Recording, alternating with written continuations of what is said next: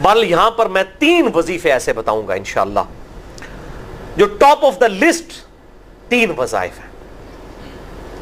مصیبت اور پریشانی میں تکلیف دور کرنے کے لیے، سنت وظائف آپ صلی اللہ علیہ وسلم کی طرف سے تعلیم فرمائے ہوئے۔ پہلا وظیفہ ہے یہ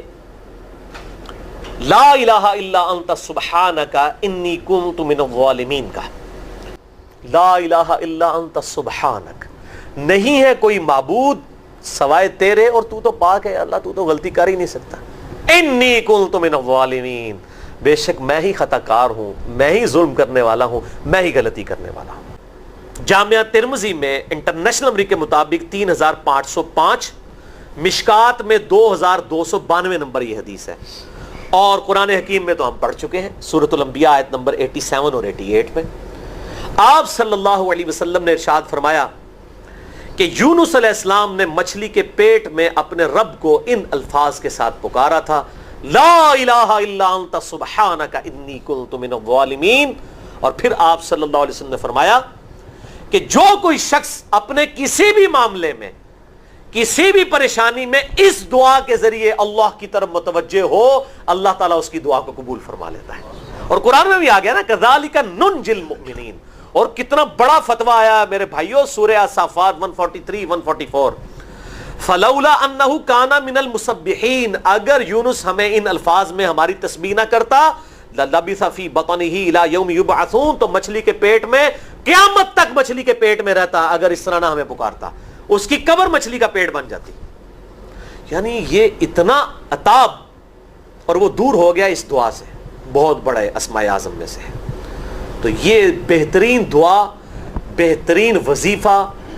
اسماء اعظم میں سے بہترین چیز، اور سب سے بڑھ کر جو میں نے بات کی کہ بہترین استغفار، اللہ سے توبہ مانگنے کا بہترین ذریعہ۔ آپ دیکھیں اللہ تعالیٰ کی کوالٹی کو کس طریقے سے انہوں نے اپنے لیے جو ہے وہ ذریعہ بنایا نجات کا۔ کہتے ہیں نا وہ کسی کے انسٹنکٹ پہ بات کرنا، کسی کی جبلت پہ، انہوں نے اللہ تبارک و تعالیٰ کی ایک خاص کوالٹی تھی جس کے ساتھ انہوں نے اللہ کی طرف دعا کی۔ وہ کیا؟ بڑی انٹلیکچوئل دعا ہے، لا الہ الا انت، اے اللہ تیرے سوا کوئی معبود نہیں ہے۔ یہ توحید کو پہلے نمبر پہ لے گئے۔ انت سبحانک، اے اللہ تو پاک ہے، تو غلطی کر ہی نہیں سکتا کیونکہ تو پاک ہے۔ انی کنت من الظالمین، میں تو انسان ہوں، میں تو غلطی کروں گا۔ اب جب اللہ تعالیٰ کو آپ اس طریقے سے کہیں گے اللہ تیرے کو تو غلطی نہیں ہوندی، میں تو بندہ آنا تو غلطی تو کراں گا، کیا زبردست انداز ہے اللہ کو پکارنے کا۔ اس پہ پھر نجات ہی ملنی تھی نا۔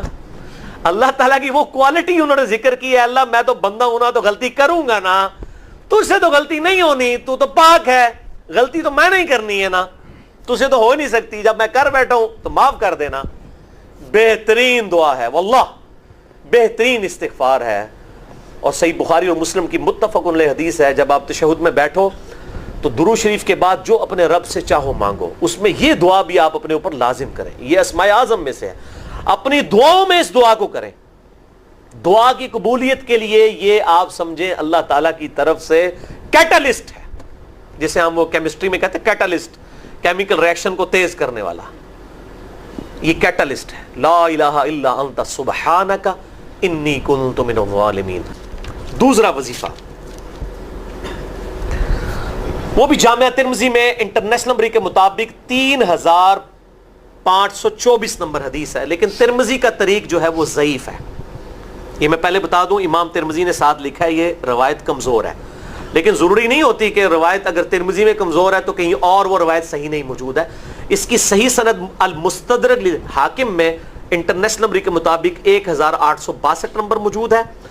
اور سنن نسائی الکبریٰ میں 10492 نمبر ہے، اور مشکات میں بھی 2454 نمبر حدیث ہے انٹرنیشنل نمبر کے مطابق۔ تو صحیح سند المستدرک للحاکم اور سنن نسائی الکبریٰ کے اندر موجود ہے، اور وہ وظیفہ ہے انس ابن مالک کہتے ہیں اور سعد ابن ابی وقاص کہتے ہیں رضی اللہ تعالی عنہما وعلیہم السلام کہ آپ صلی اللہ علیہ وسلم کو جب کبھی کوئی تکلیف یا پریشانی پہنچتی تو آپ صلی اللہ علیہ وآلہ وسلم ہمیشہ ان الفاظ میں اپنے رب کو پکارا کرتے ہیں۔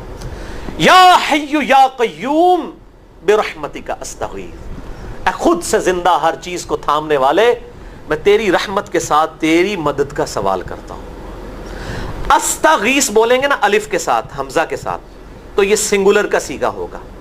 اور اگر ہم بولیں گے نستغیث نون کے ساتھ تو یہ جمع کا صیغہ بن جائے گا۔ کتنی بہترین دعا ہے، اے خود سے زندہ ہر چیز کو تھامنے والے، میں تیری رحمت کے ساتھ تیری مدد کا سوال کرتا ہوں۔ تو یہ بھی اسماء اعظم میں سے ہے۔ بہرحال یہ دوسرا وظیفہ ہو گیا۔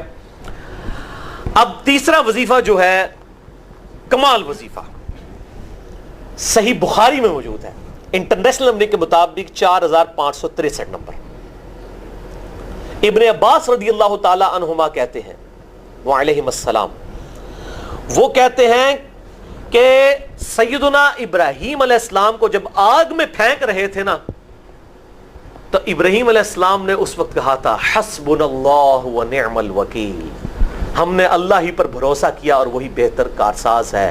اور تمہارے نبی صلی اللہ علیہ وسلم کو بھی جب مصیبت اور پریشانی آتی تھی وہ بھی پڑھا کرتے تھے حسبنا اللہ ونعم الوکیل، ہم نے اللہ ہی پر بھروسہ کیا اور وہی بہتر کارساز ہے۔ اس کے بعد وہ شعر جو بنا دیا نا، نعم المولا و نعم النصیر، ویسے الگ سے آیت ہے، الگ سے آیت ہے، لیکن یہ شعر نہیں بنانا، بس اتنا ہی وظیفہ ہے، حسبنا اللہ و نعم الوکیل۔ اور یہ جو انہوں نے کہا کہ نبی صلی اللہ علیہ وسلم بھی یہ کہتے تھے، اس کا ذکر الحمدللہ قرآن میں بھی موجود ہے، اس سے بھی بڑھ کر سورہ آل عمران کی 173 نمبر آیت میں ہے کہ جب نبی صلی اللہ علیہ وسلم اور اہل ایمان کو یہ خبر پہنچی کہ کافر ان کے خلاف سازشیں کر رہے ہیں، تو نبی اور اہل ایمان نے پکارا حسبنا اللہ و نعم الوکیل۔ تو حسبنا اللہ و نعم الوکیل قرآن کی آیت بھی ہے، اور یہ ہے وہ آیت، وظیفہ قرآن میں آیا ہوا ہے یہ، آل عمران 173 اور صحیح بخاری 4563۔ اور مجھے بڑا وجد آیا کہ ابراہیم علیہ السلام کو جب آگ میں پھینکنے لگے تھے، انہوں نے اس وقت اللہ کو ان الفاظ کے ساتھ پکارا حسبنا اللہ و نعم الوکیل۔ اچھا، یہ جتنے بھی وظیفے ہیں نا میرے بھائیوں، ان کا فائدہ اسی وقت ہے جب آپ کو ترجمہ بھی ان کا آتا ہوگا، ورنہ آپ روزانہ جتنی مرضی تسبیحیں کھینچتے رہے کوئی فرق نہیں پڑے گا۔ اس لیے میرا ایک پرسنل مشورہ ہے کہ جب بھی یہ وظیفے پڑھیں نا آپ، اردو ترجمہ بے شک آتا بھی ہونا، ایک دفعہ اپنی زبان میں اس کو ریپیٹ کریں، یعنی آپ پڑھیں حسبنا اللہ و نعم الوکیل، میں نے اللہ ہی پر بھروسہ کیا اور وہی بہتر کارساز ہے۔ آپ دیکھیں یہ صوت القرآن چینل میں جب وہ عربی چل رہی ہوتی ہے، جیسے ہی وہ مراج الدین خان کا ترجمہ شروع ہوتا ہے نا، کیسے کب کبھی طاری ہو جاتی ہے، کیونکہ وہ ہماری زبان میں بات ہو رہی ہوتی ہے نا، عربی ہمیں تو نہیں قیام اللیل میں رو رہے ہوتے، ان کی زبان میں بات ہو رہی ہوتی ہے، اپنی زبان کا اثر ہوتا ہے۔ اسی طریقے سے آپ لا الہ الا انت سبحانک انی کنت من الظالمین، یا حسبنا اللہ و نعم الوکیل، یا حی یا قیوم برحمتک استغیث، جو بھی وظیفے پڑھیں نا، ایک دفعہ ان وظیفوں کو جب آپ الگ سے دعا مانگ رہے ہوں، اس وقت اس کو آپ اپنی زبان میں بھی دہرائیں۔ اور اس کے لیے کوئی تسبیح نہیں کھینچنے کی ضرورت کہ آپ نے اتنے 100 دفعہ پڑھنا ہے، تسبیح تو ویسے ٹھیک ہے، وہ آپ استعمال کر سکتے ہیں، لیکن آپ چلتے پھرتے اٹھتے بیٹھتے ہر وقت جس حالت میں بھی، اور صحیح مسلم میں حدیث ہے کہ یہ جو وظائف ہیں ان کے لیے تو کوئی وضو بھی کیا، غسل بھی پروٹوکول نہیں ہے۔ ہم عائشہ کہتی ہیں نبی صلی اللہ علیہ وسلم حالت جنابت میں بھی اللہ کو یاد کر لیا کرتے تھے، صحیح مسلم میں حدیث موجود ہے، جنابت والے چیپٹر میں ہر حال میں اللہ کو یاد کرتے تھے۔ اور جو قرآن میں بھی دعائیں یا اذکار آئی ہیں نا، جب آپ حالت جنابت میں بھی اس کو کریں گے نا، تو اس پہ قرآن کا حکم نہیں لگے گا۔ تو جامعہ ترمذی اور ابو داؤد میں جو حدیث ہے کہ حضرت علی کہتے ہیں نبی صلی اللہ علیہ وسلم کو حالت جنابت کے علاوہ کوئی اور حالت قرآن پڑھنے سے مانے نہیں ہوتی تھی، تو اس سے مراد قرآن کی تلاوت ہے۔ اگر قرآن کی دعائیں جیسے ہیں بسم اللہ الرحمن الرحیم، یہ بھی تو قرآن ہے، سبحان اللہ بھی تو قرآن ہے، الحمدللہ بھی تو، یہ اذکار جو ہے نا، جب آپ اذکار کی نیت سے پڑھ رہے ہوں گے پھر یہ قرآن نہیں شمار ہوں گے، ذکر شمار ہوں گے، اور اس کے لیے نہ وضو پروٹوکول ہے اور نہ غسل کا ہونا ضروری ہے، ہر حال میں اللہ کو یاد کریں۔